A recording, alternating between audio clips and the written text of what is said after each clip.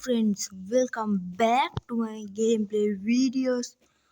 ඔන්න ඉතින් අද ප්ලේ කරන්න යන්නේ driving simulator ශ්‍රී ලංකා. හරි බං ඉතින් එළම. ඔන්න ඉතින් කාලෙකට පස්සේ වීඩියෝ එකක් කියන්නේ මේක තමයි පළවෙනි වීඩියෝ එක. ඔන්න ඔක තමයි විශේෂ නිවුස් එක. නිවුස් එක නෙවෙයි ඉතින්. මේක තමයි කාලෙකට පස්සේ කියන පළවෙනි වීඩියෝ එක. මම ෂෝට් වීඩියෝ දෙකක් දාලා තිබ්බේ. හරි ඉතින් අද අපි යන්නේ නිලුම් කුළුන්ට පොඩ්ඩක් වට ටිකක් ගිහුවා. අපි නැගිමු බස් එකට. හරි. අපි ස්ටාර්ට් කරගමු ගේමට. හරි फ्रेंड्स. ඔන්න ඉතින් මගේ බස් එක පේනවා ඉතින් ගැම්මටම හදලා තියෙන. ඉතින් අලු රජිනී තමයි යන්නේ. හරි फ्रेंड्स ඉතින් ඔයගොල්ලෝ මගේ channel එක තාම subscribe කරලා නැත්නම් subscribe පාරක් දාගෙන යන්න. ඒ වගේම මේ වීඩියෝ එක like එකක් දාලා comment පාරක් දාගෙන යන්න. තව එකක් තමයි ඔයගොල්ලෝගේ යාළුවෝ ඉන්නවා. ඒගොල්ලන් බලන්න මේ වීඩියෝ එක share කරන්න. හරි फ्रेंड्स අපි දැන් යන්නේ නිලුම් කුළුණට කියලා මම කිව්වා. අපි යන් දැන් ඒතෙන්ට.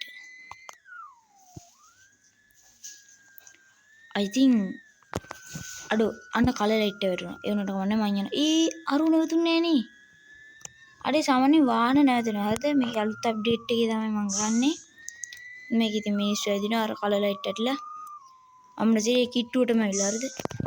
අඩෝ හැප්පුණා කියහන්කෝ. දැන් ඉතින් පොඩ ඩාමිනා ඩූම්. ඒවට සැලෙන්නේ නැහැ මල්ලි අපි යන් දැන් පොඩ වටයක් ගහමුද? මොකෑ කියන්නේ?